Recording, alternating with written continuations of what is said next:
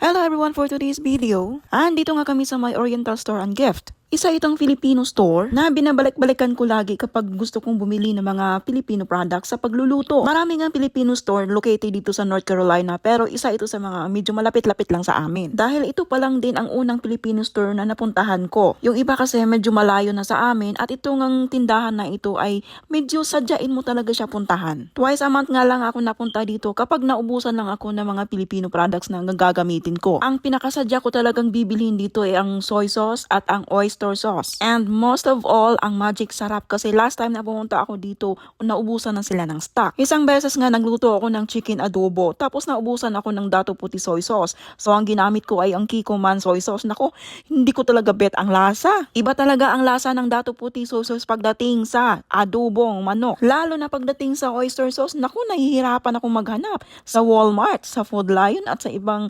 grocery store, wala akong mahanap na oyster sauce. Kaya nakiusap na nga ako sa asawa ko na kailangan na nating pumunta sa Filipino store para bumili ng toyo at saka oyster sauce. Dahil nga itong asawa ko ay ang hilig mag-request ng chicken adobo, chicken barbecue in a pan, at lalong-lalo na ang pork chop steak. Sabi ko sa asawa ko, gusto kong magluto ng pansit at ipapatikim ko sa'yo. Kaya bumili na rin ako ng pansit canton noodles para sa gagamitin ko sa pagluluto ng pansit canton, or ang tawag nila dito ay ang rice noodles. Tapos tinanong ako ng asawa ko bakit hindi ako bibili ng bigas. Dahil nga paubos na ngayong 5 kilong binili niya last month. Ang 5 kilo kasi namin ay saktong 1 buwan din bago namin maubos. Pero di na nga ako bumili ng bigas dito kasi medyo pricey talaga ang bigas nila dito compare sa Walmart.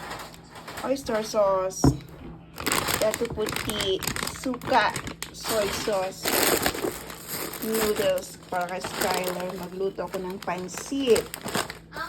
I want to eat the pancit. Cloves. Ano sa magic sarap. Nakabili din sa wakas.